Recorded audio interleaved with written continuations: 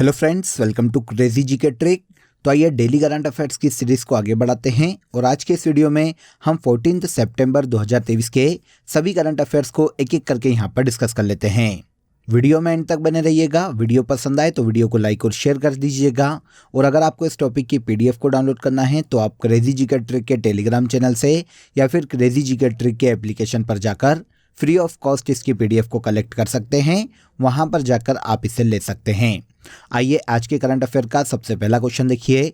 हाल ही में आयुष्मान भव अभियान का शुभारंभ किसने किया है? क्वेश्चन इंपॉर्टेंट है, नोट कर लीजिएगा। आयुष्मान भव अभियान का हाल ही में शुभारंभ भारत की प्रेसिडेंट द्रौपदी मुर्मू के द्वारा किया गया है। आंसर बी हो जाएगा। द्रौपदी मुर्मू जो कि भारत की प्रेसिडेंट है फ्रेंड्स, इन्होंने हाल ही में 13 सितंबर 2023 को आयुष्मान भव अभियान का वर्चुअली इनॉग्रेशन किया है।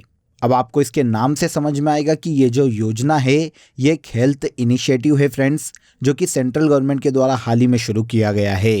ये भारत में एक नेशन वाइड इनिशिएटिव है जिसका उद्देश्य देश के हर गांव और कस्बे तक स्वास्थ्य सेवाओं को प्रदान करना है। इस अभियान के तहत 17 सितंबर से लेकर 2 अक्टूबर मतलब गांधी जयंती तक देश भर में हेल्थ एंड वेलनेस सेंटर पर आयुष्मान मेले का आयोजन किया जाएगा, जिसमें देखिए जितने भी गरीब और मध्यम वर्गीय लोग हैं उनके स्वास्थ्य की जांच की जाएगी। तो यही आयुष्मान भव अभियान है जिसे भारत की प्रेसिडेंट द्रौपदी मुर्मू के द्वारा हाल ही में वर्चुअली इनॉग्रेट किया गया है।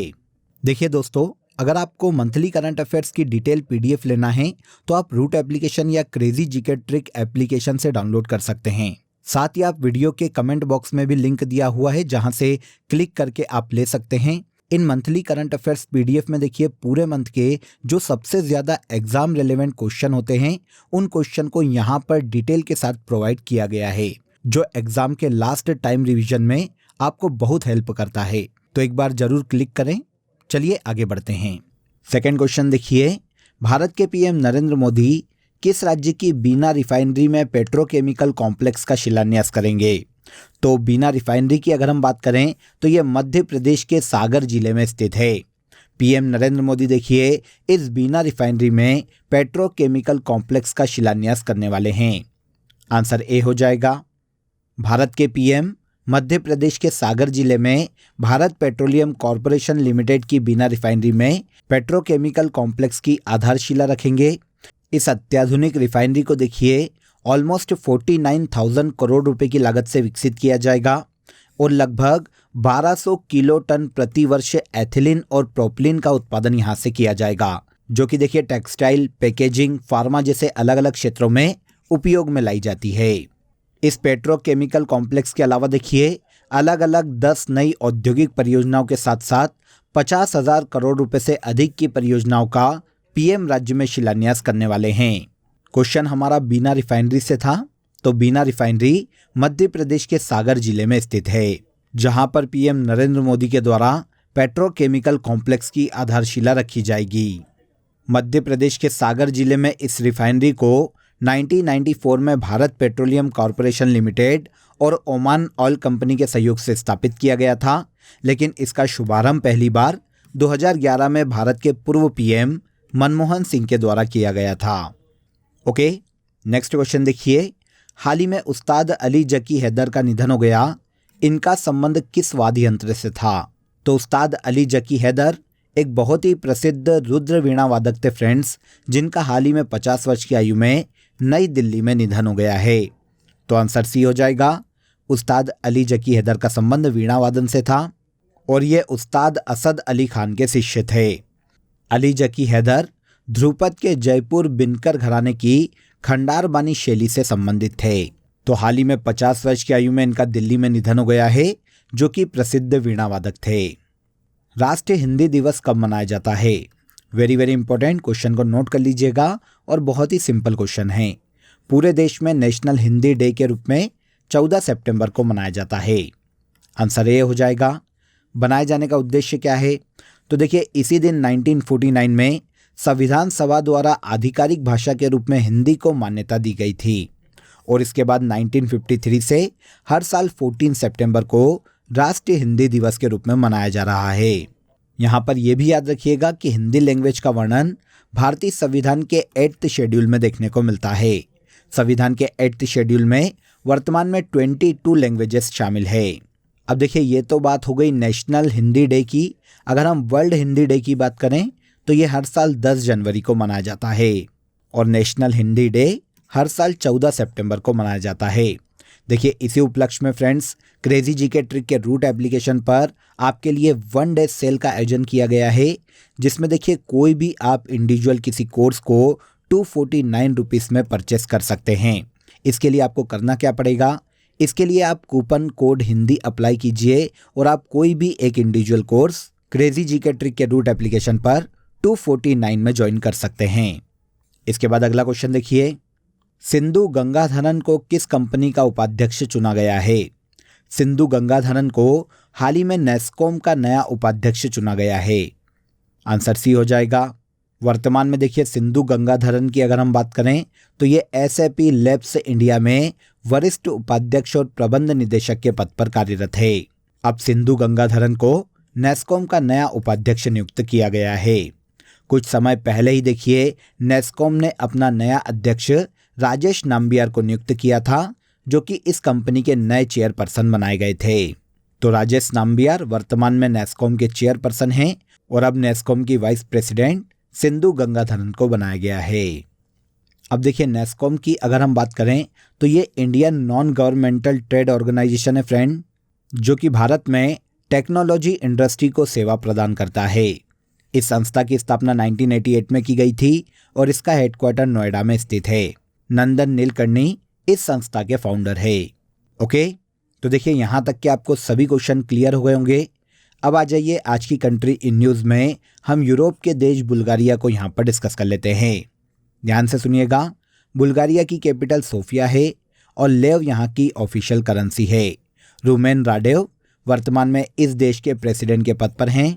बुल्गारिया के पड़ोसी देशों की बात करें तो रोमानिया, सर्बिया, उत्तरी मैसेडोनिया, ग्रीस और तुर्की, ये सभी बुल्गारिया के पड़ोसी देश है। बुल्गारिया में वर्तमान में 10 यूनेस्को साइट है, जिसमें बोयाना चर्च, मदारा सवार, इवानोवो के रॉक हेवन चर्च और कजान लॉक का थ्रेसियन मकबरा शामिल है। बुल्गारिया के पूर्व में काला सागर स्थित है। डेन्यूब नदी बुल्गारिया की सबसे लंबी और प्रमुख नदी है। माउंट मुसाला बुल्गारिया की सबसे ऊंची चोटी है। ये एक बाल्कन देश है फ्रेंड्स, जिसमें बुल्गारिया के अलावा अल्बानिया, ग्रीस, यूगोस्लाविया और रोमानिया को शामिल किया जाता है। इसके अलावा बुल्गारिया नाटो और यूरोपीय संघ का भी वर्तमान में सदस्य है। तो यह है यूरोप का देश बुल्गारिया, जिससे रिलेटेड सारे फैक्ट यहाँ पर मैंने आपको बता दिए हैं। पॉज करके एक बार फिर से इन्हें पढ़ लीजिएगा, एग्जाम में पूछे जाते हैं। अगला क्वेश्चन देखिए, हाल ही में किस राज्य के विजयवाड़ा रेलवे स्टेशन को ग्रीन रेलवे स्टेशन सर्टिफिकेट प्रदान किया गया है? तो विजयवाड़ा रेलवे स्टेशन का नाम देखिए आपने काफ़ी बार मूवीज़ में सुना होगा। ये भारत के आंध्र प्रदेश राज्य में स्थित है, जिसे हाल ही में ग्रीन रेलवे स्टेशन सर्टिफिकेट दिया गया है। देखिए, आंध्र प्रदेश के विजयवाड़ा रेलवे स्टेशन को पर्यावरण मानकों में सुधार और यात्रियों को पर्यावरण के अनुकूल सेवाएं प्रदान करने के लिए हाल ही में भारतीय ग्रीन बिल्डिंग काउंसिल के द्वारा ग्रीन रेलवे स्टेशन सर्टिफिकेट से सम्मानित किया गया है। यह जो पुरस्कार है विजयवाड़ा रेलवे स्टेशन को बेहतर जल संरक्षण प्रणाली, इसके अलावा वेस्ट मैनेजमेंट, ऊर्जा दक्षता को बढ़ावा देने के लिए जीवाश्म ईंधन के कम उपयोग के लिए प्रदान किया गया है। तो विजयवाड़ा रेलवे स्टेशन भारत के आंध्र प्रदेश राज्य में स्थित है, जिसे हाल ही में ग्रीन रेलवे स्टेशन सर्टिफिकेट प्रदान किया गया है। अब देखिए, ग्रीन रेलवे स्टेशन रेटिंग की अगर हम बात करें तो ये एक स्वैच्छिक पहल है फ्रेंड्स, जिसका उद्देश्य रेलवे स्टेशनों पर ग्रीन कॉन्सेप्ट को बढ़ावा देना है। आगे आइए, हाल ही में किसे फैशन ब्रांड W का ब्रांड एम्बेसडर बनाया गया है? तो देखिए, फैशन ब्रांड का नाम W है, जिसका हाल ही में ब्रांड एम्बेसडर अभिनेत्री अनुष्का शर्मा को बनाया गया है। आंसर डी हो जाएगा। फैशन ब्रांड W की अगर हम बात करें फ्रेंड्स, तो ये कपड़ों का एक ब्रांड है जो कि फेस्टिवल कलेक्शन के लिए जाना जाता है। हाल ही में इस कपड़ा कंपनी का brand ambassador actress Anushka Sharma को बनाया गया है। पंजाब का पहला स्कूल ऑफ एमिनेंस कहाँ खोला गया? तो पंजाब का पहला स्कूल ऑफ एमिनेंस अमृतसर में खोला गया है। पंजाब के अमृतसर में स्कूल ऑफ एमिनेंस परियोजना के तहत राज्य के पहले स्कूल ऑफ एमिनेंस का उद्घाटन किया गया। अब देखिए आपके दिमाग में आएगा कि स्कूल ऑफ एमिनेंस क्या होता है। तो देखिए सरकारी स्कूलों को और हाइब्रिड करना, उन्हें डिजिटलाइज्ड करना या उन्हें स्मार्ट स्कूल में कन्वर्ट करना, यही स्कूल ऑफ एमिनेंस परियोजना है जो कि पंजाब राज्य में चलाई जा रही है। तो इसके तहत पहला स्कूल ऑफ एमिनेंस राज्य में अमृतसर में खोला गया है। इसी साल मई 2023 में पंजाब के सीएम ने स्कूल ऑफ एमिनेंस परियोजना का इनॉग्रेशन किया था, जिसके लिए 200 करोड़ रुपए का बजट तय किया गया है। सरकारी स्कूलों में शिक्षा में सुधार करना, उन्हें स्मार्ट स्कूल में कन्वर्ट करना, यही इस योजना का मुख्य उद्देश्य है। इस योजना के तहत पंजाब सरकार 23 जिलों में 117 सरकारी स्कूलों को स्कूल ऑफ एमिनेंस में बदलने वाली है। पंजाब की कैपिटल चंडीगढ़ है, बनवारी लाल पुरोहित यहाँ के गवर्नर है और भगवत मान यहाँ के सीएम के पद पर हैं। इसके बाद देखिए भारत ने किस देश से C295 ट्रांसपोर्ट एयरक्राफ्ट खरीदे हैं। तो C295 ट्रांसपोर्ट एयरक्राफ्ट हाल ही में इंडिया ने स्पेन से परचेज किए हैं। आंसर ए हो जाएगा।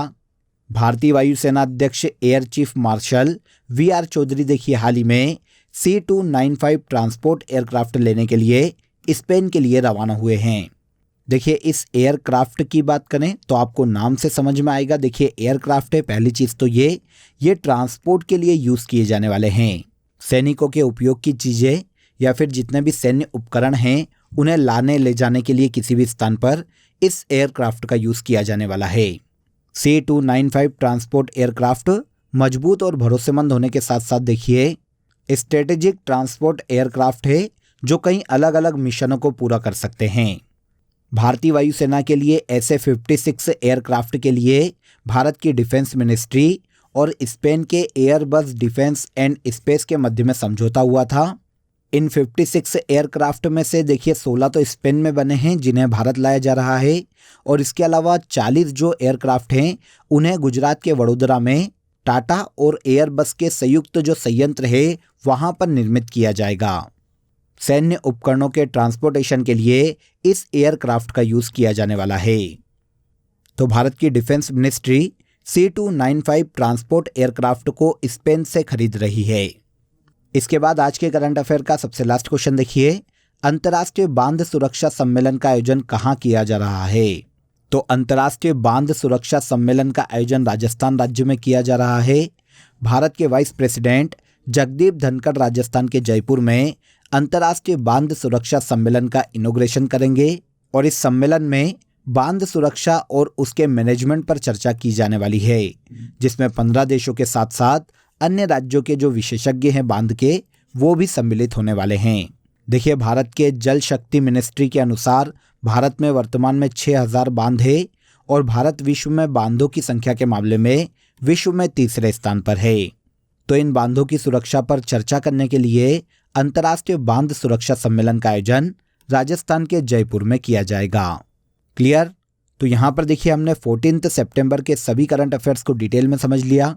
अब आ जाइए आज की फैक्ट शीट में हम वर्ल्ड की इंटरनेशनल बाउंड्रीज को डिस्कस कर लेते हैं कि किस देश की बाउंड्री को किस नाम से जाना जाता है।